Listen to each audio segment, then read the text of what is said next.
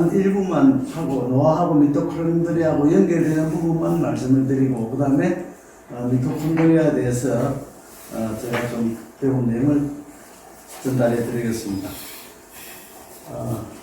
우리 아마 전남대학교에서 정년퇴직하신 그 교수님인데 오상진 교수님이라고요. 노화에 대해서 아주 굉장히 정리를 잘 하셨어요. 그래서 노화 생물학이라는 책을 쓰셨고 그 이어서 그 노화의 생리학이라는 책도 적으셨고 그 다음에 암 유전자라는 책도 적으셨고 그래서 굉장히 노화하고 암 쪽에 대해서 연구를 많이 하시고 지어져 신문에 책하고 그 다음에 여러분들이 잘 아시는 닉 레인의 미토콘드리아 두 권을 참고를 하고 그 외 여러 자료를 참고해서 말씀드리겠습니다.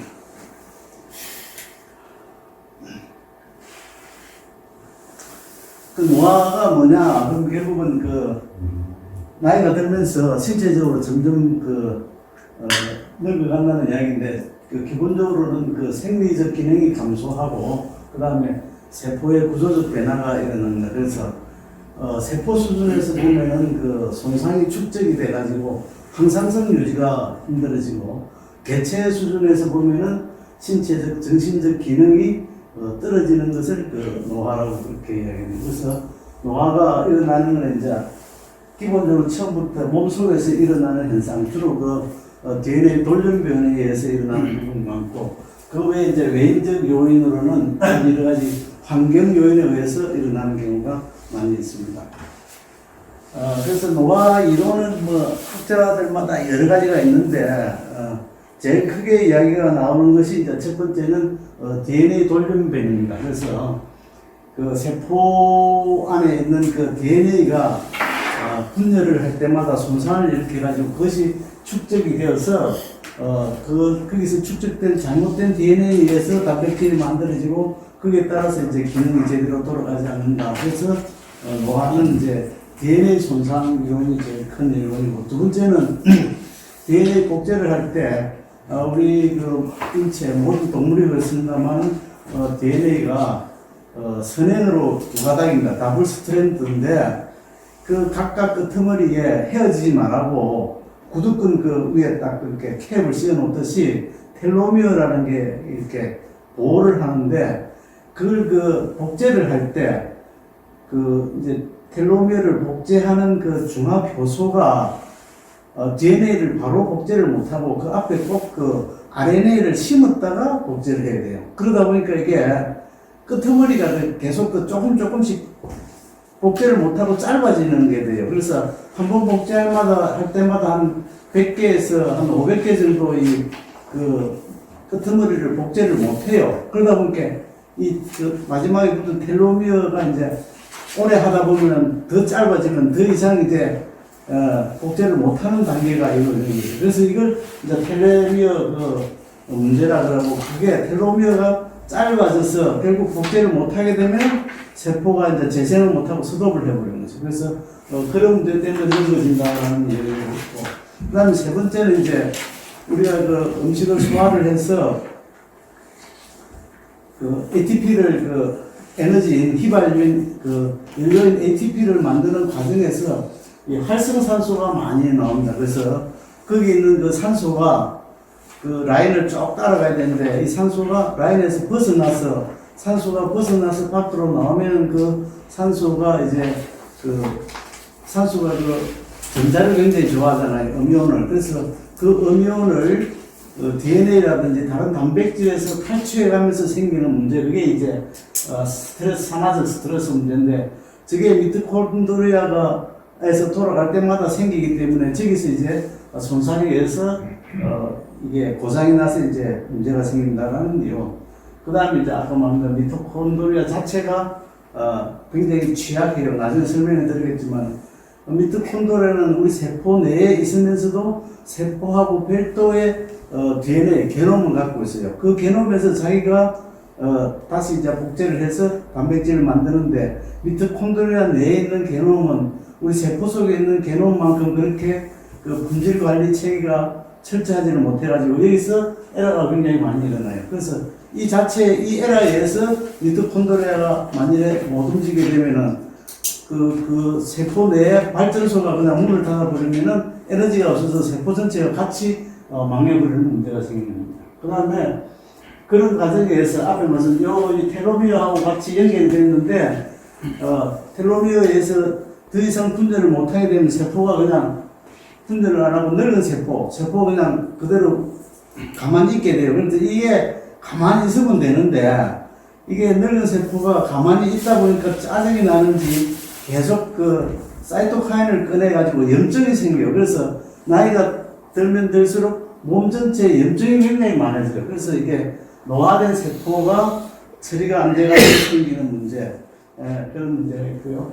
그 다음에 이제 단백질 변성 이런 거 똑같이 DNA에 손상에 의해서 생기는 단백질 문제. 그 다음에 나이가 되면 호르몬이 많이 줄어들어요.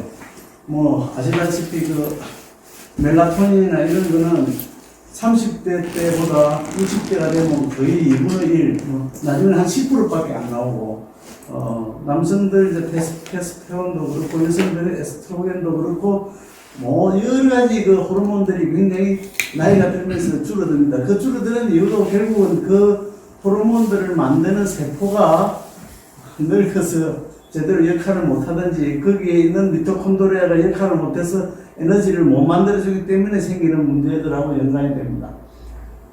그 다음에 뭐 이제 기량성 감염 발행 이론이라는 거는 젊었을 때 필요해서 많이 잘 나가는 것이 나이가 들면 소용이 없는데 그 소용이 없을 때 질병을 일으킨다라는 게 이제 기량성 감염 발행 이론입니다. 특히 이제 젊었을 때는 이 성장을 해야 되니까 세포도 분열을 하고 복제하는데 모든 에너지를 쏟다가 그 기능이 이제 필요 없어지면은 그다음부터는 생존과 안전에 이제 치중을 하게 되는데 그때 발생하는 여러 가지 문제들을 갖다가 이름을 붙여서 기량적 감염 발행 이론이라 그렇게 이야기를 합니다. 그래서 이러한 이론들이 있고 뭐 이외에도 여러 가지 이론들이 있습니다만은 많기 때문에 그냥 일부 몇 가지만 이해를 하시면 되겠습니다.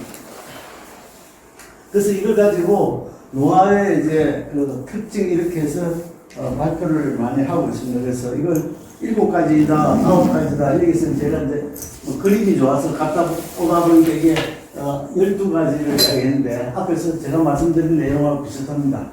그 게놈이 불안정하고, 그 다음에 텔로미어가 감소하고, 그 다음에 이제 구성유전적 변형이라는 게 있습니다. 그거는 이제 좀 복잡한데, 그래서 그게 구성유전적으로 변화가 일어나고, 그 다음에 단백질이 잘못 접히는데 이걸 갖다가 제대로 관리를 못한다. 그 다음에 뒤에 말씀드리겠습니다만 자가포식. 우리 몸속에 여러 가지 이제 생활하다 보면은 생활 찌꺼기가 많이 나옵니다. 생활 찌꺼기를 갖다가 그걸 갖다가 세포 내에서 처리를 해서 그걸 재활용을 해야 되는데 생활 찌꺼기도 있고 그 다음에 우리 몸에 있는 단백질이 못 쓰게 된 것도 있고 또는 미토콘드리아라든지 다른 리보솜이라든지 이런 소기관들이 고장이 난 거 그런 것들을 다 스스로 정리를 해서 재활용을 하는데 그 재활용하는 과정이 이제 고장이 나서 문제가 되는 게 있고요. 그 다음에 사람 몸에 들어오는 영양소를 갖다가 잘 감지를 해야죠. 특히 이제 혈당이라든지 글루코스라든지 이런 영양소 들어오는 걸 잘 감지를 해서 거기에 따라서 대처를 해야 되는데 그 영양소 들어오는 감지하는 기능이 풀려가지고 나타나는 문제. 그 다음에 말씀드린 대로 이제 미토콘드리아가 기능을 잘 못하는 문제. 세포가 늙어서 늙은 세포들이 여러 가지 말썽을 일으키는 문제. 그 다음에 이제 이게 줄기세포가 있는데 이건 나중에 말씀.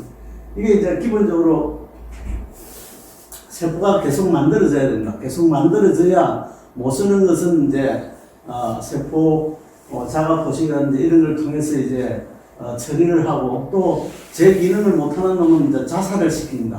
자체적으로 빨리 죽여서 제 기능을 못하게 만드는데 그렇게 하고 나면은 세포가 하나가 없어지고 나면은 세포를 다시 만들어줘야 되는데 그걸 만들어주는 게 이제 줄기세포입니다. 근데 이 줄기세포가 이제 앵꼬가 나버린 거예요. 그러면은 이제 새로운 세포가 만들지를 못하니까 기존의 세포를 죽일 수도 없고 그렇게 생기는 문제가 이제 결국 그렇게 해서 이제 노화가 발생한다 이 이야기가 되고, 그 다음에 이 세포와 세포 사이에 여러 가지 통신을 하는데 이 통신이 이제 어긋나 버린 거죠. 그래서 요걸 갖고 오라고 지시를 했는데 없는 걸 갖다 준다든지, 보냈는데 그 보낼 게 잘 안 간다든지, 이런 이제 세포 간 통신 커뮤니케이션, 세포 간 커뮤니케이션이 이제 변형이 생겨서 이제 문제가 생기는 거고, 말씀드린 대로 세포 노화 관련해서 몸속 전체적으로 염증이 생기고, 그 다음에 이 장내 미생물 불균형으로 인해서 발생하는 문제, 이렇게 해서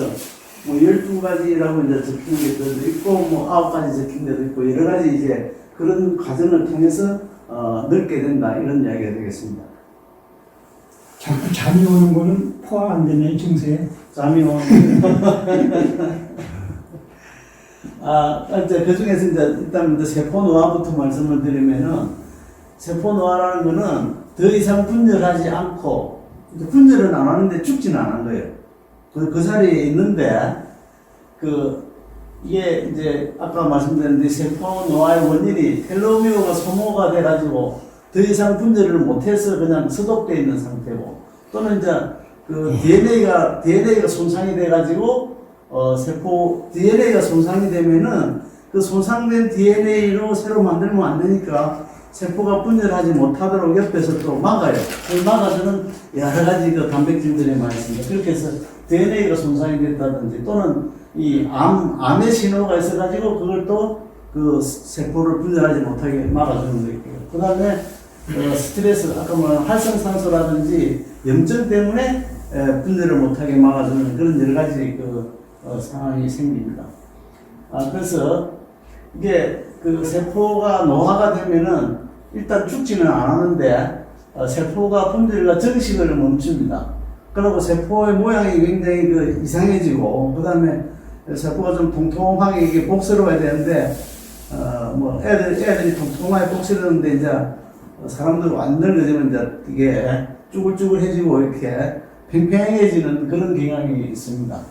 그 다음에 이제 이게 문제인데, 이게 분비의 표현이고, 세네센스 어소시에이티드 세크레터리 페노타입이라 해서 늙은 세포가 여러 가지 사이토카인을 많이 해요. 염증성 사이토카인, 또는 이렇게 본인이 성장하지도 못하면서 이제 성장인자를 낸다든지, 그렇게 해가지고 전체적으로 염증 반응을 많이 유발을 시킵니다. 그래서 이게 또 암을 촉진시키기도 하고, 그렇게 해서 이 노화세포가 많이 쌓이는 것이 이제 신체가 잘 작동하는데 굉장히 이제 어려움이 되는 거죠. 그래서 요즘 이제 보고되는 거 보면 이 노화된 세포만 선별적으로 죽이는 기술들도 이제 많이 개발이 되고는 있습니다. 그런데 그게 이제 아주 광범위하게 사용되는 건 아니고, 대부분 이제 아주 특별한 질병을 치료할 때 이때는 사용을 하려고 노력을 하는 것 같아요. 그래서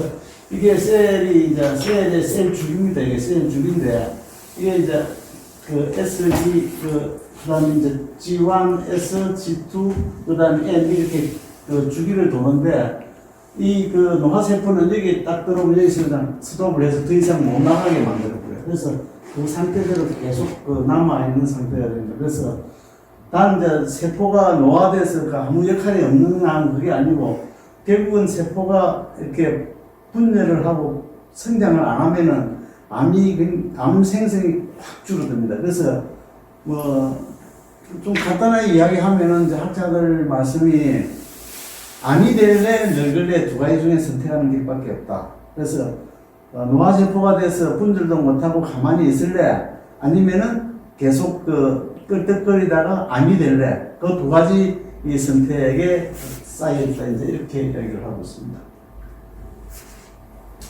앞에 제가 줄기세포 말씀드렸는데, 줄기세포가 종류가 좀 몇 개 됩니다. 그래서 제일 첫 번째는 이제 배아줄기세포죠. 이거는 수정란이 이제 난자 전자가 이렇게 합해져서 수정이 되고 난 뒤에 그 이후에 이제 분열하는 과정에서 작용하는 이제 줄기세포입니다. 그래서 이거는 만능성이라 그러죠.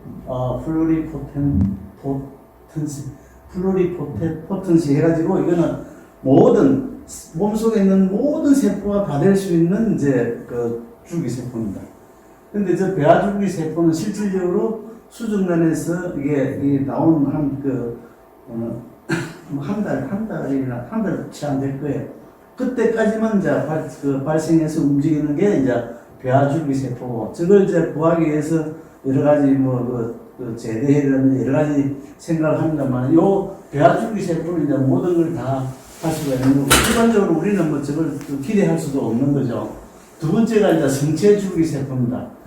그렇게 해서 이제 이렇게 다 분열이 되고 나면은, 이제 몸이 이제 완전히 다 형성이 다 되고 나면은, 그다음부터는 이제 어린이 입장에서 보면 이게 몸이 커져야 되니까 그때부터 세포가 더 늘어나야 되고, 또 뭐 뼈도 커져야 되고, 이렇게 되기 때문에 그때 발생하는 게 이제 성체줄기세포입니다. 그래서 성체줄기세포는 한 종류가 한 7가지 되는데요. 첫 번째 이제 혈액과 관련돼서 적혈구, 백혈구, 혈소판 이렇게를 만드는 게 이제 조혈모세포입니다. 주로 이제 뼈 속에 있죠. 뼈 속에 조혈모세포가 있고, 두 번째는 이제 뼈나 연골이나 지방, 근육 이렇게 중간엽줄기세포가 있는데, 저거는 이제 뼈나 연골, 지방, 근육 등을 이제 만든다. 그래서 뼈도 성장하면서 커져야 되고요.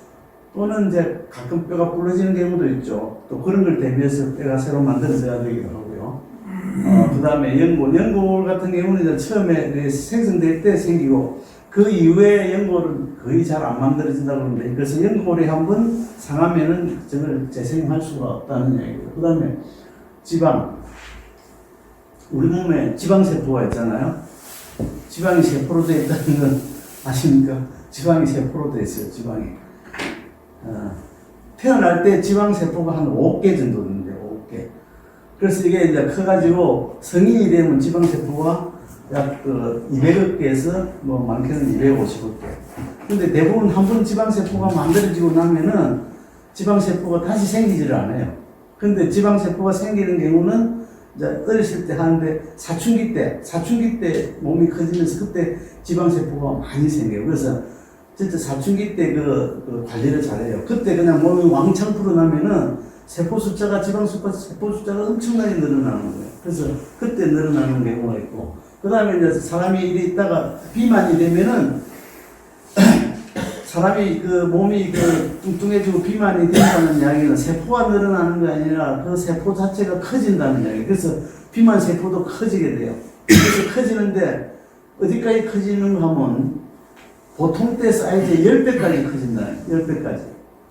그러하고도 다 수용을 못하면은 추가로 세포가 더 생기기도 한대요. 그래서 이게 초고도 비만인 경우에는 지방세포가 보통 사람의 경우는 한 500억 개 되는데 1000억 개까지 늘어나는 사람도 있다고 그래요. 그래서 어쨌든 지방도 저렇게 만들어냅니다. 지방세포로. 그 다음에 근육세포도 만들어내고요. 그래서 각각 뭐 신경이라든지 근육이라든지 우리 피부, 그 다음에 특히 장 속에 소화하는 데 들어가는 그런 소장이나 위나 이런 데서 이제 줄기세포가 있어서 재생을 하고, 간에도 줄기세포가 있어서 간세포가 있습니다. 간도 보통 한 2, 3년에 한 번씩 이렇게 다 만들어지거든요.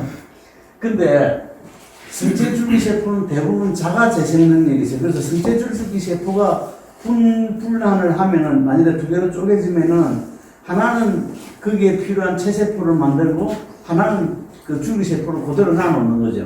그래서 또 그 줄기세포가 또, 이렇게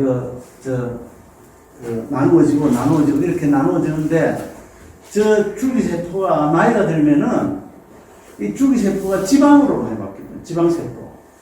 그래서 나이가 들수록 배 지방이 늘어나고, 그래서 줄기세포가 지방세포로도 많이 분할이 된대요. 그리고 이게 완전히 계속 재생 능력을 갖느냐 하면 그게 아니라는 거죠. 이 재생 능력이 이제 한계가 있어가지고, 저 횟수가 이제 어느 정도 정해져 있는데, 모든 세포가 똑같은 것이 아니고, 아까 말씀드린 대로 우리 몸속에서 제일 빨리 이게 세포가 바뀌는 게 위백세포가 제일 빨리 바뀝니다. 여기는 이제 엄청나게 여러 가지 밖에서 유해물질이 많이 들어오기 때문에 위백세포가 제일 많이 상해서 위백세포가 제일 빨리 바뀌고, 그 다음 우리 피부세포는 의외로 많이 자주 바뀔 것 같은데, 이게 한 2주에서 3주 정도 걸리고요. 이제 정말로 안 바뀌는 세포가 이제 우리 몸 속에 있는 뉴런, 머릿속에 있는 뉴런이 안 바뀌고요. 그 다음에 이 심장을 둘러싸고 있는 심장 근육 세포가 잘 안 바뀝니다. 그 다음에 이런 이 근육 세포도 쉽게 안 바뀌고 15년, 20년 정도 이렇게 가야 한 번씩 바뀌는 거. 그래서 이 줄기 세포가 있지만 각각의 바뀌는 주기가 다르다. 근데 이제 문제가 되는 게 안 바뀌는 세포들, 그러니까 뉴런이라든지 그 다음에 심장 근육 세포라든지 이런 이제 근육 세포들은 그럼 이게 안 바뀌면 어떻게 할 거냐 그러죠. 이게 이제 손상이 되고 이렇게 되면은 이게 기력이 떨어지고 여러 가지 문제가 생기니까 이때 이렇게 안 바뀌는 세포 속에 있는 그런 세포들의 활력을 찾아주기 위한 방법이 뭐냐라는 게 이제 학자들의 제일 큰 고민이고 이제 그래서 이제 거기서 힌트를 얻는 것이 어느 세포에나 다 똑같이 있는 것은 미토콘드리아예요. 그래서 예를 들어서 뉴런 세포 안에 들어가서 보면은 뉴런이 있고 그 뉴런 속에 들어가면 그 안에도 미토콘드리아가 있고 그 외에 여러 가지 작은 기관들이 있는데 그런 기관들은 이걸 바꿔줄 수가 있다는 거죠. 그래서 집어넣어 놓더라도 그 안에 있는 가구는 바꿀 수 있는 방법이 뭐가 있느냐. 그런 걸 가지고 이제 고민을 하는 거죠. 그래서 이 텔로미어 문제하고 이제 헤이플링. 그래서 이게 보통 이 헤이플링 한계라는 게 이제 텔로미어가 이렇게 짧아지기는 하지만 대개 한 40회에서 인간의 경우 40회에서 60회 정도 이제 이렇게 복제를 할 수가 있다 이렇게 이제 보고가 되어 있습니다. 그래서 여기 보시면은 생식세포, 이 생식세포는 뭐 죽을 때까지도 만들어질 수 있는 모양이에요. 생식세포가. 그래서 완전히 끝까지 뭐 되는 건 아니지만 어쨌든 생식세포는 텔로미어가 짧아지면은 이 짧아진 걸 다시 이제 넓히는 단백질이 이제 텔로메라제라는 건데 이 텔로메라제가 생식세포에서는 계속 만들어진다는 겁니다. 그래서 생식세포는 계속 복제가 가능하고 그 다음에 이제 줄기세포가 텔로메라제가 이렇게 늘어져 가지고 줄기세포가 계속 복제를 할 수 있는데 그러나 이건 영원한 게 아니고 어느 시점 되면 줄기세포도 저렇게 이제 텔로메라 분열할 수 있는 횟수가 줄어든다는 거고 일반적인 보통 체세포는 아까 말씀드린 한 50회 정도 되면 끝이 나는데 이 내려오다가 이제 넓게 되면은 세포 노화가 되면 그 시점에서 스톱을 해버린다는 거예요. 스톱을 해버리고 여기서 이제 그 텔로메라제가 다시 켜지는 그런 경우는 지금 앞에서 말씀드린 그 유도 만능 줄기세포 같은 경우는 이제 그 유전자 조작의 방법을 해서 저게 다시 텔로메라제가 켜지게 한 방법이 있다고는 하는데 보통 일반적인 사람들이 그 혜택을 볼 수 있는 사람은 아니고 특수한 경우 저렇게 해서 병을 고치려고 노력을 하고 있는 것 같습니다. 그래서 어쨌든 이 텔로미어 길이 때문에 그리고 이거 한계 때문에 더 이상 분열을 못해서 이제 우리 몸에 있는 세포들이 점점 이제 늙어가고 늙어가면은 결국 이제 피부도 그렇고 몸 전체가 다 활성을 잃고 이제 탄력을 잃고 그렇게 해서 힘이 없어지고 그렇게 된다는 이야기입니다. 그래서 이거는 이제 우리 몸에 있는 세포들의 수명입니다. 세포들의 수명인데 보시면 이제 백혈구는 한 10시간에서 3일. 그러니까 백혈구는 되게 빨리 이제 바꿔줘야 되고 앞에 말씀드린 대로 200세포는 한 이틀. 정제는 한 2, 3일, 그 다음에 대장세포가 3, 4일, 소장상피세포가 한 일주일, 그 다음에 혈소판 열흘, 이렇게 되고요. 이게 이제 이렇게 되고, 이게 이 볼세포, 뼈에 있는 세포는 한 25년에서 30년, 그 다음에 이제 말씀드린 대로 심장세포나 뉴런은 이제 평생 한번 만들지만 평생 가야 된다. 이제 이렇게 말씀드릴 수 있습니다. 그래서 이제 노화의 그 여러 가지 특징 중에 한 가지 이제 미토콘드리아의 이제 기능이 장애를 받게 되면은 이제 방에 미토콘드리아가 손상되는 이유는 여기서 말씀드린 이제 미토콘드리아 그 뉴런이 이제 데미지를 받게 되는 거죠. 그래서 여기는 이제 기본적으로 미토콘드리아 누런의 돌연 변이가 생기든지 또는 이제 활성산소가 많이 증가되든지 그러고 이제 산소 산화적 손상이 증가되거나 또는 ATP 생산이 감소됨으로써 미토콘드리아가 손상이 되고 그 다음에 그렇게 손상이 되면은 이 미토콘드리아도 이렇게 이제 고장이 나면은 한 세포 하나의 미토콘드리아의 숫자가 평균적으로 한 1000개 정도 됩니다. 한 세포 안에 평균적으로 1000개. 그러니까 그 중에 힘이 없어졌는지 문제가 되는 놈은 그는 이제 오토파지를 통해서 이걸 갖다가 처리를 해야 되는데 오토파지 기능이 약화가 됨으로써 이렇게 고장난 미토콘드리아가 계속 있게 되면서 이제 문제가 발생하는 거예요. 그게 이제 이 미토파지가 이제 결함을 일으키는 거고 세 번째는 이제 미토콘드리아도 이렇게 미토콘드리아 그 자체가 이제 필요할 경우 이제 분할을 하고 또 이걸 합해지고 이렇게 해서 분할과 융합이 이렇게 일어나야 되는데 그 기능이 문제가 생겨서 이렇게 그렇게 되면 전체적으로 미토콘드리아 전체가 기능장애가 일어나고 미토콘드리아의 기능장애가 일어나면은 결과적으로 이제 여기서 대사 증후군이 생기고 그다음에 신경 대행성 질환이 생기고 심혈관 질환이 생기고 암이 생깁니다. 저도 이제 이쪽 제가 이 생물학을 전공한 사람도 아니고 그냥 배우면서 계속 좀 헷갈리는 게 뭔가 지금 우리가 이야기하는 미토콘드리아가 어디에 있느냐 어디에 있는 미토콘드리아를 이야기하는 거냐 어디 미토콘드리아라는 게 특별히 하나 간이 있고 또는 허파가 있듯이 미토콘드리아가 하나 특별히 있는 것으로 자꾸 생각하는데 그런 착각이 많이 생기는 거예요. 그리고 결국 미토콘드리아는 모든 세포에 다 있는 거예요. 모든 세포에. 그래서 특히 미토콘드리아가 문제가 되는 거는 앞에서 재생을 자주 하는 데는 세포가 재생이 되면 그 안에 있는 미토콘드리아도 다 같이 재생이 되어버려요. 다 재생이 되면 새롭게 발생하면 되는데 특히 이제 재생이 잘 안 되는 조직, 그러니까 특히 이 뉴런하고 그다음에 심장세포하고 근육세포나 이런 데는 그쪽 세포가 한번 생기고 나면은 그 속에 있는 미토콘드리아도 계속 같이 따라가는 거죠. 그러니까 그 근육세포는 또는 뉴런은 평생 가는데 그 속에 있는 그 미토콘드리아는 그렇게 수명이 길지는 않았단 말이에요. 그러니까 빨리 만들고 그 다음에 빨리 또 교체하고 이렇게 해야 되는데 그 빨리 만든다고 교체가 제대로 일어나지 않으면은 이 집 속에 있는 가구들이 문제가 생기면 이제 집안 전체적인 작동이 어렵게 되듯이 이 미토콘드리아가 이렇게 미토콘드리아에 장애가 생기면은 이게 빨리빨리 교체가 돼줘야 되는 건데 그게 이제 중요하다. 그래서 우리 몸속에 있는 모든 세포에 미토콘드리아가 다 있고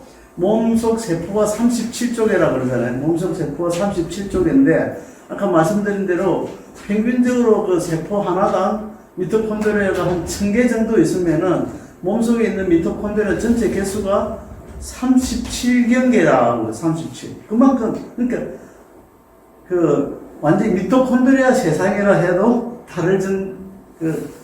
그렇게 이야기할 수 있을 정도로 굉장히 온몸 모든 세포에 미토콘드리아가 다 있고 그 미토콘드리아가 제대로 작동을 하지 않으면은 문제가 발생할 수 있다는 그 말씀입니다. 그래서 미토콘드리아가 이제 문제가 생기면은 나중에 설명드리겠습니다만 기본적으로 이제 에너지 생산이 줄어들고 그 다음에 활성산소가 늘어나고 그 다음에 이제 세포 사멸 세포가 죽게 되고 왜냐하면 이제 세포가 죽을 때 이 세포를 죽여야 될지 말아야 될지를 판단할 때 그 세포 속에 있는 미토콘드리아에서 시토크롬C라는 그 물질을 내보내면은 거기에서 그 세포가 죽어야 된다는 딱지가 붙게 되는 거예요. 그러니까 최종은 아니지만 어쨌든 살고 있는 세포를 죽여야 될지 살려야 될지 판단도 미토콘드리아가 하고 있다는 거죠. 그래서 세포 사멸과 관련이 있고 그 외에 미토콘드리아에 의해서 이제 미토콘드리아가 노화가 되면 그 세포 자체가 노화가 되니까 결과적으로 신경퇴행성 질환 이렇게 이제 알츠하이머나 파킨슨도 보면은 그 알츠하이머나 파킨슨을 일으키는 그 뇌세포에 있는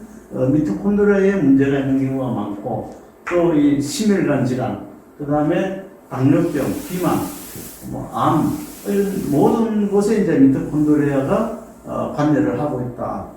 그럼 쉽게 말하면 관여가 안 되는 때가 전혀 없는데 근데 직접 치료를 하기는 굉장히 힘들겠죠. 왜냐하면 모든 세포에 엄청나게 많은 미토콘드리아를 개별적으로 치료를 할 수가 없는 거고, 그래서 어떻게 하면 이제 전반적으로 미토콘드리아 건강을 높일 수 있을 것인가 이런 이야기가 되겠습니다.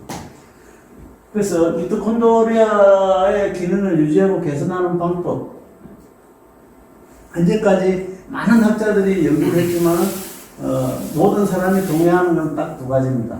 운동하는 거하고 열량제약, 소식과 운동, 이 두 가지에 대해서는 모든 학자들이 다 공히 인정을 하고 있습니다. 제일 간단하죠. 제일 간단한데 제일 실천하기가 어렵습니다. 그런데 실질적으로는 이 두 가지밖에 없다. 미토콘드리아의 건강을 유지하는 방법. 그래서 운동하고 열량 제한.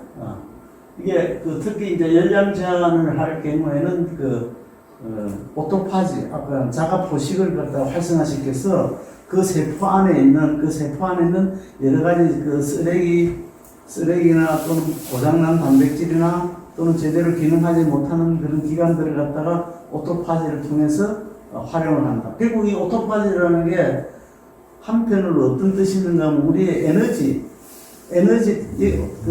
기존의 단백질이나 세포 소기관을 갖다가 분해해서 거기에 있는 단백질이나 이런 걸 다 재활용을 하는 거예요. 그러니까 재활용 센터를 잘 유지시켜 줄 수가 있다는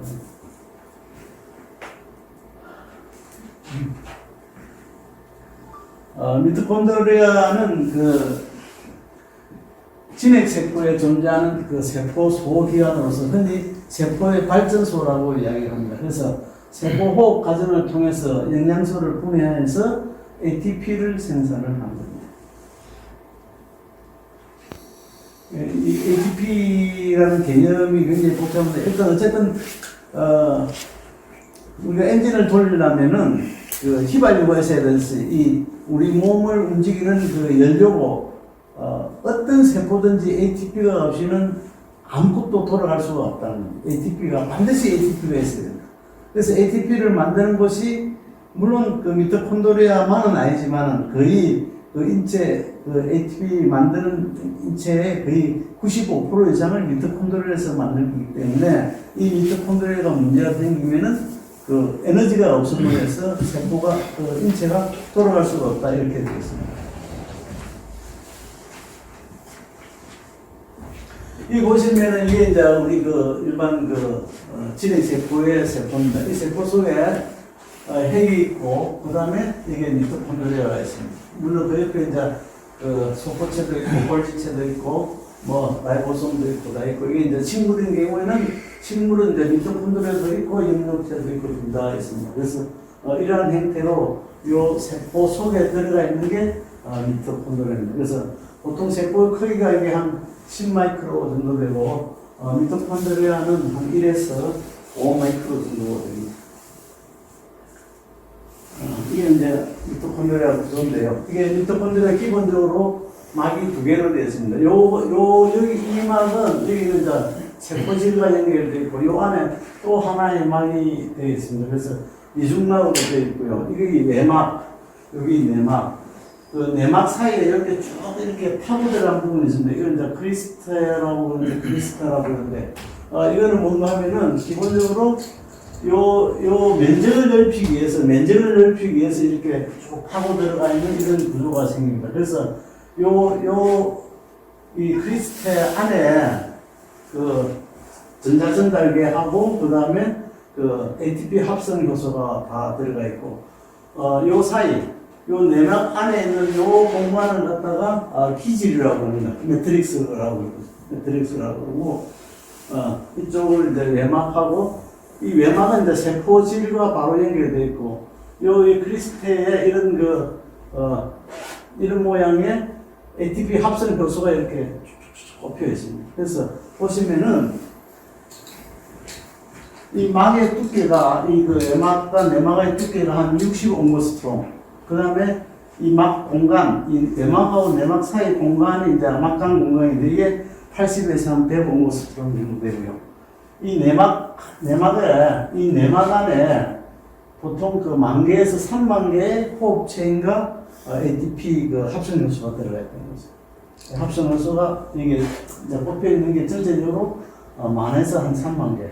이런 게 평균적으로 세포 안에 한 1,000개 정도 있다. 이렇게 해야 되는 거예요.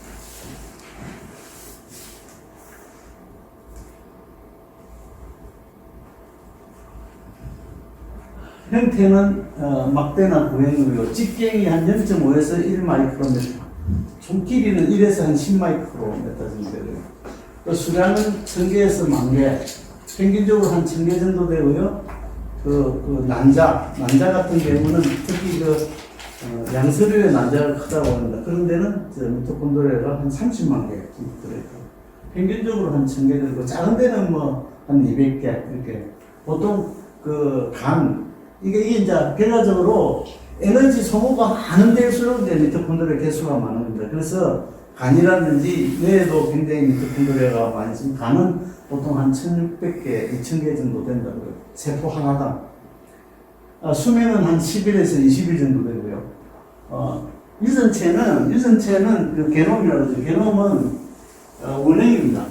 보통 우리 진핵생물은 보통 이게 더블 스트랜드 이렇게 두 줄로 되어 있는데 이거는 이렇게 동그랗게 이렇게 동물뱅이 돼서 이건 결과적으로 이게 대장균하고 똑같습니다. 대장균, 박테리아하고 똑같이 생겼고. 그래서 이게 총 그 DNA가 게놈이 16,569개 BP, 베이스 페어라고 그래요. 이게 염기가 2개가 있는 걸 베이스 페어라고 그러는데, 그러니까 16,000개 정도가 되어 있는데, 보통 대장균이 460만 개입니다. 근데, 뭡니까? 100분의 1 또한 약간 굉장히 작게 되어 있는 거죠. 그래서 이거는, 나중에 설명을 드리겠습니다만, 미토콘드리아가 진핵세포 속으로 들어와서 같이 공생을 하면서 자기 DNA를 다 진핵세포한테 넘겨주고, 여기는 자기한테 꼭 필요한 것만 갖고 있는 상태입니다. 그러니까 완전히 자유롭지는 못하는데, 그래도 자기가 쓸 몇 가지 중요한 단백질은 자기가 만들 수 있게 어느 정도 자주성을 얻었다, 이렇게 생각하시면 되겠습니다. 나머지는 다 이제 숙주세포한테 다 넘겨준 거죠. 그래서 이렇게 단백질 13개 만드는 거 하고, 그 다음에 tRNA 22개, 그 다음에 rRNA 2개, 이렇게 만드는 것만 만들고 있습니다. 그래서 외막은 이 포린이라는 통로가 있어가지고 5,000 달톤 이하의 물질은 자연스럽게 투과를 하는데, 내막은 굉장히 타이트 해가지고 모든 단백질 통로하는 단백질에 의해서만 들어갈 수 있도록 되어 있습니다. 물론 이제 수소라든지 CO2라든지 산소라든지 물 같은 거는 통과를 할 수가 있습니다. 그래서 막강 공간은 그렇고, 이제 기질이, 앞에 있던 기질 속에 많은 TCA 회로라든지, 그 다음에, 지방산 산화라든지, DNA 복제라든지 이런 것들이 다 기질 속에서 이루어지도록 되어 있습니다. 앞에서 말씀드린 크리스테라는 것은 구조를, 주름을 넓히는 구조고, ATP 합성요소가 다 받쳐 있고, 복제는 반으로 쪼개집니다. 그러니까 박테리아하고 똑같은 방법으로 분할을 합니다. 그 다음에 이게 특별히 모계로만 전달됩니다. 모계로만. 그래서 이제 한 박사님 설명을 많이 했지만, 사람의 유전자 분석이라든지 이런 거 어떻게 진화해가는지 이런 걸 연구할 때도 이 모계 유전, 엄마를 통해서만 내려오게 되어 있습니다.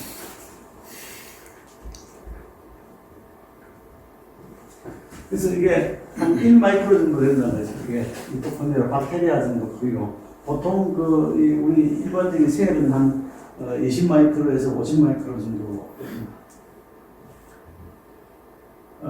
이제 이게 미토콘드리아가 진핵세포 속으로 들어온 걸 갖다가 내부 공생설이라고 그러는데요.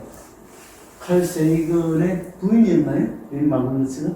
린 마글리스가 주장하는 내용이고, 지금은 거의 모든 학자들이 거의 다 인정하는 거의 주류 학설이 다 된 거죠. 이 외의 학설은 지금 거의 없다시피 할 정도로. 그래서 이게 이제 이 진핵세포, 초기 진핵세포가 있는데, 거기에 저기 보면 알파 프로테오박테리아라는 게 진핵세포 속에 이제 포획이 돼서 그 안에서 같이 살면서, 지금 현재 그런 동물들의 진핵세포가 되었고, 그 이후에 시아노박테리아가 그 속에 들어가서 엽록체가 되었다. 이렇게 하는 게 내부 공생설인데, 이거는 지금 생물학 쪽에서는 거의 이제 주류 이론으로 되었고, 특히 이 외에 달리 말하는 이론이 없다고 그러는 거예요. 그래서 이것을 증명하는 게 내부 공생설의 근거가 첫 번째는 이중막 구조로 되어 있다는 거예요. 이중막 구조.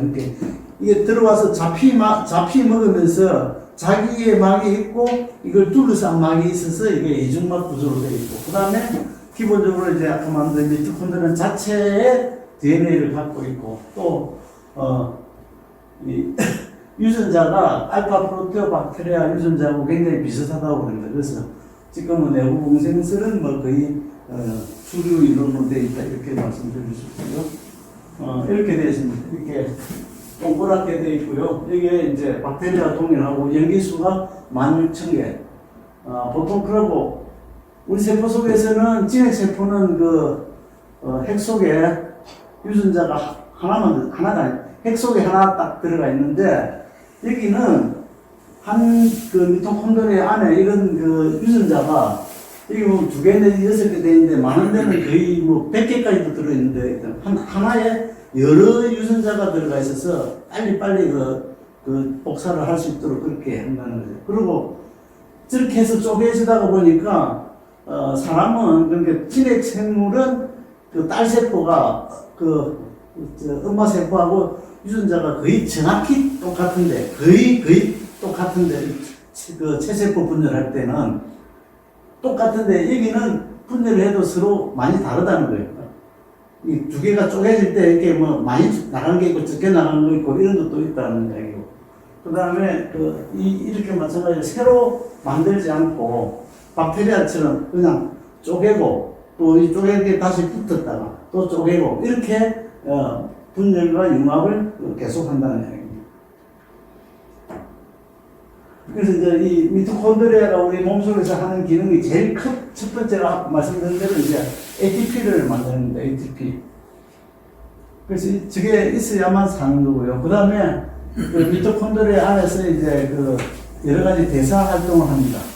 그 이제 세포를 보면은 세포가 핵이 있고 세포질이 있고 미토콘드리아가 있으면은 핵에서 하는 대사 활동도 있고 세포질에서 하는 대사 활동도 있고 또 미토콘드리아에서 하는 대사 활동도 있는데, 미토콘드리아에서 하는 대표적인 것이 이제 TCA 회로하고 그 다음에 지방산 산화, 베타 옥시데이션이라고 하는데, 우리가 먹는 지질을 갖다가 쪼개는 작업을 미토콘드리아 안에서 합니다. 미토콘드리아가 고갈이 나면은 지질을 제대로 쪼갤 수가 없는 거고, 그 다음에 이제 세 번째는 앞에서 말씀드린 대로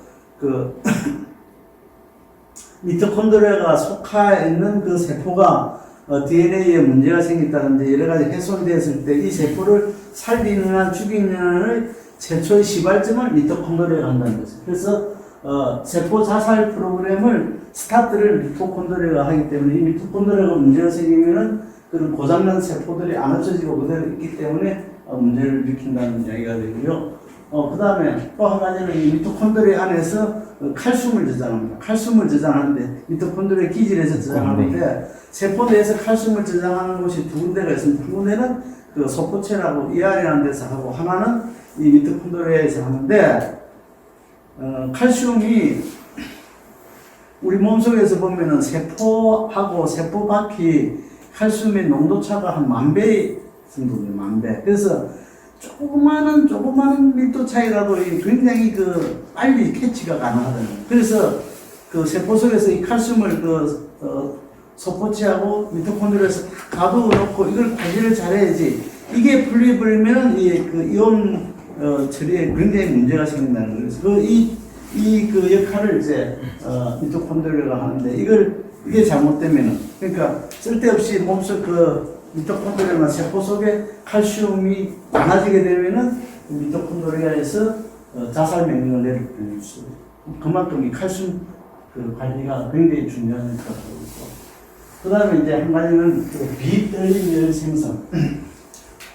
보통 우리가 에너지를 쓰는데 그 일반적으로 그 기초 대사량 중에서 한 10% 정도가 우리 몸에 열을 만드는 데 쓰는데 10% 정도가 열을 만드는 데 쓰는데, 굉장히 환경이 춥다든지 이렇게 될 때는 미토콘드리아가 ATP를 적게 만들고 그걸 갖다가 열로 만들도록 돌려버려요. 그래서 이게 핵막에서 양성자가 왔다 갔다 하면서 ATP를 만드는데, 굉장히 추운 환경에서는 그 ATP를 적게 만들고 그 양성자를 우회시켜서 열을 만들도록 그렇게 하는 게 이게 비떨림 열생성입니다. 그래서 어린애들은요, 어린애들 어릴 때 보면은 재웠다 보면 엄청나게 울어요. 우는 이유가 많은 부분이 열이 나서 더워서 우는데 그걸 모르고 막 자꾸 덮어서 우는데 더워서 많이 우거든요. 그래서 어린애들은 몸에 지방 중에서 갈색 지방이 굉장히 많습니다. 갈색 지방이 열을 만드는 건데, 어른이 되면서 갈색 지방이 점점 없어지고, 성인이 된 경우 갈색 지방이 그나마 남아있는 게 목주입니다. 목주. 그 다음에 그 척추 주변, 그 다음에 겨드랑이, 이런 데 이제 그 갈색 지방이 남아있는데, 그런 걸 통해서 열을, 이게 진짜 사람이 한기가 들고 막 그럴 때는 이게 몸이 자기도 모르게 쫙 떨잖아요. 이렇게 쫙 떨면서, 근육이 떨면서 열이 만들어지거든요. 이거는 그렇게 떠는 게 아니고도 열을 만든다는 거예요, 미토콘드리아가. 그래서 이 기능이 굉장히 중요하다는 거예요. 이 미토콘드리아는 사람이 이제 음식을 먹으면은 그 지방을 먹고, 그 다음에 이제 포도당을 녹말을 먹고 단백질 만들면은 이게 여러 가지 쳐서 마지막에 이게 아세틸 CoA라는 이런 물질이 만들어지고, 이 물질을 가지고 대사를 하게 됩니다. 그래서 어떤 그 몸속에 여러 가지 분자가 있지만은 엄청나게 중요한 분자가 이 아세틸 CoA. 이걸 통해서 지방도 요게 되고, 물론 이제 포도당도 이게 되고, 단백질로도 이걸 만들 수가 있습니다. 그래서 이렇게 만들었다가 거꾸로 만약에 이제 그 머릿속에 사람은 대부분 브레인이 그 포도당을 주로 쓰는데, 포도당이 모자랄 때는 여기서 만들어진 아세틸콜린을 가지고 CoA를 가지고 거꾸로 돌려가지고 포도당을 다시 만들거든요. 그걸 이제 포도당 신합성이라고 하는데, 어쨌든 모든 게 이 그 아세틸 CoA에서 시작하고, 요걸 가지고 이제 거꾸로 가서 이걸 가지고 콜레스테롤도 만들고 다시 중성지방도 만들고, 그래서 지방세포에 보관도 하고, 그래서 모든 게 이 그 아세틸 CoA를 통해서 이 TCA 사이클을 돌려서 여기서 이제 이런 데서 ATP를 만들게 됩니다.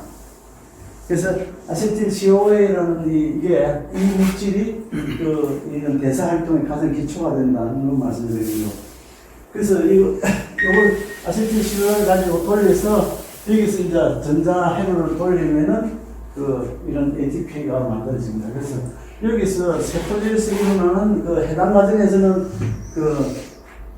두 분자의 ATP가 만들어지고, 그 다음에 TCA사로 크랩스 사이클에서도 두 분자가 만들어지고, 여기서 이제 ATP 합성 효소에서 32분자가 만들어져서 총 한 32분자에서 한 38분자의 ATP가 포도당 한 분자에서 이제 나오는 겁니다. 그래서 이제 호흡이라는 거는 결국은 이제 우리는 그냥 호흡은 숨 쉬는 것만 생각하는 거죠. 레스피레이션이라는 용어 뜻이 그냥 우리는 어릴 때부터 호흡하면 그냥 숨만 쉬는 걸로 생각했는데, 저게 이제 기본적인 레스피레이션이라는 뜻은 에너지를 생성하기 위해서 영양소와 산소를 사용하여서 ATP를 생산하는 과정을 호흡이라 한다는 거예요. ATP를 생산하는 과정, 그냥 숨만 쉬는 게 호흡이 아니고, 근데 이때까지 우리는 그냥 호흡이라는 건 숨만 쉬는 걸로 알았지만, 기본적으로는 이 영양소를 갖다가 산화시켜서 ATP를 만드는 과정을 호흡이라고 그러고, 결국 이 포도당과 산소가 합쳐서 이산화탄소와 물과 에너지를 만들어내는 과정이고, 거꾸로 요게 여기로 돌아가는 게 광합성이다. 이제 그렇게. 그래서 이게 이제 전자전달입니다. 이게 이쪽에 이제 그 미토콘드리아 기질이고요. 요게 이제 미토콘드리아 내막입니다. 이 내막에 이런 이제 1, 2, 3, 4 이런 그 복합체들이 있어서 이쪽에서 이제 이게 그 작업에 의해서 전자가 여기서 이렇게 이동을 합니다. 이렇게 전자가 이렇게 이동을 해서 여기까지 오면은 산소하고 막 합쳐져서 이제 물이 되는데, 이 전자가 이동하는 과정에서 전자의 힘에 의해서 여기 있던 양성자가 이렇게 이제 넘어가게 됩니다. 그러면 이게 이 막간 공간이거든요. 이 막간 공간이 여기 있는 기질보다는 그 양성자가 한 1000배 정도 많다고 그럽니다. 그래가지고 여기서 이 양성자가 그 양성자의 그 차이에서 이렇게 내려오면서 이 양성자 3개가 한 바퀴 돌면은 ATP가 한 분자로 만들어지는 이렇게 되어 있습니다. 그래서 이 미토콘드리아 한 분자 안에는 이런 세트가 한 1000개에서 1500개 정도 박혀져 있다. 이게 이제 ATP 합성호수인데 이런 모양을 동그랗게 생겼고요. 이렇게 만드는 게 이제 ATP라는 이런 그 분자입니다. 이런 분자인데, 결과적으로 이게 하루에 ATP 생산하는 게 자기 몸무게 정도 생산하는데, 60kg인 사람 한 60kg 정도 생산하는 게. 만들자마자 쓰는데, 그래서 몸속에 순간적으로 있는 존재하는 건 한 50g 정도 존재를 한다고 그래요. 근데 이게 1초당 수천 번을 아까 말한 이게 이제 ADP가 들어가서 ATP가 되는데, 그 속도가 초당 수천 번을 만드는 거예요. 이 합성호수 하나가. 그래서 어마어마한 양을 생산하는데 그걸 다 쓰고 순간 존재량은 한 50g 정도 됩니다. 그래서 이제 이 미토콘드리아는 아까 이렇게 이제 반으로 쪼개서 분리가 되는데, 이 과정이 이제 원활하지 못하면은 이제 미토콘드리아가 살 수가 없는 거죠. 그래서 이걸 미토콘드리아 역학이라고 그러고요. 그래서 이제 이 미토콘드리아 장애가 일어나면은 결국은 이게 핵 손상이라든지 또는 그 미토콘드리아가 새로 안 생긴다든지 또는 전자전달계에 문제가 생기면은 이게 이제 미토콘드리아 장애가 이루어지면은 결과적으로 미토콘드리아 장애가 되면은 이제 ATP 생산이 줄어들고, 아까 말한 그 오토파지라든지 세포 자살이 안 일어나고, 그 다음에 염증 반응이 올라가서 이게 노화가 된다는 이야기입니다. 그래서 미토콘드리아 장애가 결국 노화를 일으키고, 그걸 이제 막는 방법이 여러 가지가 있는데, 이제 그 중에 제일 큰 것이 이제 운동하고 이제 단식이 된다, 이렇게 되는 거죠. 그래서 이제 미토콘드리아 분질 관리라는 건 결과적으로 이렇게 미토파지가 일어나고, 그 다음에 분들과 융합을 잘 하고, 그 다음에 새로운 미토콘드리아가 만들어지는 과정인데, 그게 잘 되지 않으면은 여기서 분질 관리에 문제가 생기면은 이제 그 미토콘드리아 기능장애가 일어난다.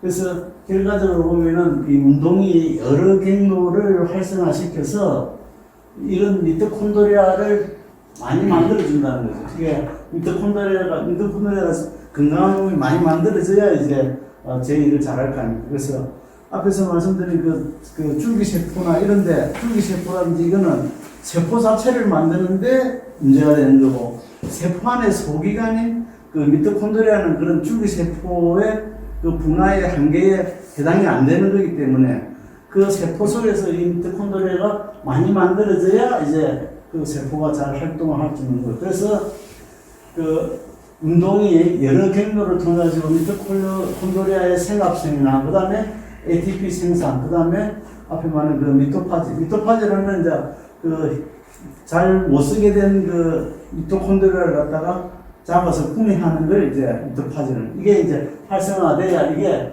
그것이 이제 미토콘드리아 분질 관리의 일종이다, 그런 얘기입니다. 그래서 운동을 하면은 그 체중이 줄어들고, 그 다음에 LDL 콜레스테롤이 내려가고, 그 다음에 HDL 콜레스테롤은 올라가고 인슐린 민감도가 올라가서 결과적으로 비만이라든지 당뇨병이라든지 죽상경화증을 갖다가 줄여든다라는 이야기고, 두 번째는 ROS가 활성산소가 줄어들고, 그 다음에 NOx, 활성도를 높여서 결국 혈관의 데미지를 갖다가 줄여들고, 그 다음에 말씀드린 이제 칼슘을 잘 핸들링을 해가지고 결국 심혈관의 능력과 그 다음에 심혈관의 수축성을 갖다가 굉장히 높게 해준다. 이렇게 심장이 튼튼해진다는 이야기고, 그 다음에 혈압이 내려가고, 그 다음에 염증을 줄이는 그런 사이토카인이 나오고, 그 다음에 엔티 염증을 줄여주고, 그래서 결과적으로 염증을 줄여준다. 그래서 이런 운동을 함으로써 이런 여러 가지 질병과 그 다음에 혈관과 그 다음에 심혈관의 능력을 높여준다. 그 다음에 심부전증이 일어나면은, 심장에 문제가 생기면은 이런 미토콘드리아의 문제가 미토콘드리아 생합성이 줄어들고, 그 다음에 ATP 생산이 감소하고, 미토콘드리아의 형태와 구조가 변형이 되면서 미토콘드리아가 합쳐지는 게, 그러니까 이게 미토콘드리아가 잘 된다는 것은 미토콘드리아 융합이 많이 일어나고, 융합이 많이 일어나면 이제 능력이 커진다는 거고, 그 다음에 미토콘드리아 안에서 문제가 생기면 잘라서 버리는 거예요. 그게 이제 분열해서 버리는 거죠. 그 다음에 미토파지가 감소한다. 이 심부전증이 생기면, 심장에 문제가 생기면. 제가 말씀드린 대로 심장이라는 거는 이건 한번 심장 근육이라는 건 한 번 생기면 평생을 가야 되기 때문에 근육 자체는 재생이 안 되지만 근육 속에 있는 미토콘드리아는 빨리빨리 회전을 시켜야 근육이 활성화되는데, 그런 미토콘드리아를 활성화시키는 방법이 운동밖에 없다는 거고. 그래서 이 혈관도 그렇고 염증도 줄이고, 그 다음에 대사를 활발하게 하고, 근육을 강하게 하고, 심혈관의 기능이 올라가게 한다. 운동이. 지금 제가 이 레퍼런스를 안 다뤘는데, 이거 프론티어에 나온 미토콘드리아에 대한 리뷰 페이퍼에서 제가 따온 거거든요. 그래서 별로 오래된 거 아니에요. 최근에 나온 리뷰 페이퍼. 그래서 결국은 이 두 번째는 이제 칼로리를 제한을 제한하면은 이 단백질들이 되게 복잡하거든요. 이 진짜 이해하기가 힘든데, 어쨌든 칼로리를 제한하면은 이 미토콘드리아의 생합성이 늘어나요. 미토콘드리아 생합성이 늘어나고, 그 다음에 이 칼로리를 제한하면은 이게 배가 고프다는 이야기니까, 배가 고프면은 번식이나 이런 거 좀 그만하고 제대로 생존하고 유지에 몰두를 해야 된다. 그래서 이 칼로리를 제한하면은 이 엠토로라는 단백질은 주로 번식하고 성장하는데 필요한 단백질인데, 이 단백질을 억제를 시키면은 결국은 세포의 오토파지가 늘어나게 돼요. 그러니까 번식을 하려면 대부분 웬만하면은 분열하기 위해서 기존에 있던 걸 살리려고 자꾸 한다 그러죠. 근데 번식을 억제를 하려면 기존에 있던 원성을 죽여야 되는데, 이 엠토르는 활성화되면은 오토파지를 자꾸 막아요. 살리려고. 근데 이 엠토르를 갖다 억제를 시켜버리면 오토파지가 늘어나고, 그렇게 해서 칼로리 제한이 기본적으로 오토파지를 늘리고, 그 다음에 미토콘드리아의 생활성을 늘린다. 그래서 이제 결국은 이 다이어트 리스트, 이게 하게 되면은 엠토를 억제해서 모화를 속도를 줄인다는 거죠. 모화를 속도를 줄인다. 결국은 이 엠토라는 걸 줄이면, 엠토는 성장과 분열이고, 폭소라는 단백질은 생존과 유지인데, 엠토를 갖다 억제하고 폭소를 활성화하면은 이 에이징이 늦출 수 있다. 이제 그런 이야기죠. 그래서 이 자가포식이라는 거는 이제 일본의 오스미 요시노리라는 분이 2016년에 노벨 생리의학상을 받으면서 이분이 그 이스트의 오토파지의 그 기전을 갖다가 연구를 하신 분인데, 그 오토파지라는 건 이제 그 모선은 주로 이제 모선한 것을 갖다가 이게 세 가지인데, 오토파지가 세 가지인데, 하나는 그 마이크로 오토파지, 좀 같은 약간 좀 그 쓰레기 같은 거를 갖다가 처리하는 거고, 두 번째가 사페론 메디에이티드 오토파지라는 뭔가 하면 단백질을 만드는데, 그 단백질이 처음 만들 때 불량품이 났다. 그 불량품 단백질을 갖다가 처리하는 거고, 세 번째가 이제 이 마크로 오토파지인데, 저거는 이제 못 쓰게 된 소기관, 세포 소기관들을 통째로 없애버립니다. 그래서 저분이 그 연구를 많이 했던 게 이제 이 마크로 오토파지 쪽에서 연구를 많이 하셔가지고, 그렇게 돼, 이게 여기에 이제 마크로 오토파지를 저걸 그 죽이라고, 그러니까 오토파지 시키라고 명령이 떨어지면은 먼저 그 핵막부터 이렇게 그 세포막을 갖다가 열어가지고 그 속에 있는 그 물질들이 있으면 그걸 갖다가 오토파고솜이라 해서 이게 둘러싸버리고, 이게 이제 리소솜인데, 이게 리소솜인데, 리소솜이라는 그 세포 소개관이 가가지고 붙어가지고, 리소솜 안에는 그 굉장히 그 산성물질이라든지 단백질 분해 효소들이 많아가지고, 이 물질을 완전히 분해해서 그걸 갖다가 재활용하는, 그게 이제 오토파지입니다. 그래서 이 오토파지의 그 역할이 세포를 청소하고 그 안에 있는 걸 재활용하는 거고, 그 다음에 이걸 그 못 쓰는 걸 다 정리를 함으로써 그것이 쌓여서 부작용을 일으키는 걸 막고, 그 다음에 결국 그 노화도 예방을 한다. 이게 이제 오토파지의 중요한 역할이 되겠습니다. 그래서 어쨌든 사람 신체 속에 오토파지를 활성화시키는 것이 특히 이제 그 제대로 이제 그 세포 분열이 잘 안 되는 우리 몸속에 이제 노화세포가 지금 만큼 정도 되면 그 노화세포들이 활성화되고 제대로 일을 할 수 있게 하는 방법이 집 자체는 못 고치지만 집안에 있는 여러 가지 그 소품들을 갖다가 빨리빨리 바꿔서 제대로 돌아가게 하는 역할이다. 그게 이제 미토콘드리아. 그 다음에 이건 세포 자살인데, 이거는 세포가 문제가 되면 이제 그 문제가 된 세포 속에 있는 미토콘드리아가 그 자살 명령을 해요. 그래서 여기서 그 시토크린 C를 방출을 하면은 그 이후에 다시 또 다른 데서 다른 그 단백질들이 붙어가지고 이 세포를 갖다가 완전히 분해해버리고, 여기에 있는 모든 그 물질들을 재활용하는 게 이제 세포 자살이 되겠습니다. 이 세포 자살이 되면 이제 이런 식으로 다 떨어져 나와가지고 이런 재료들을 다 다시 활용한다는 거. 세포 자살하고 약간 다른 내용이 이제 그 네크로시스라고 있는데, 그거는 어떤 그 외부 상처에 의해서 세포가 그냥 박살나서 터져버리는 거고, 그때는 이제 염증이 굉장히 많이 일어나는데, 이 아포토시스에서는 염증이 없이 잘 그 정리를 해냅니다. 그래서 제가 말씀드린 소식과 운동이 오토파지를 활성화한다라는 거고요. 어떤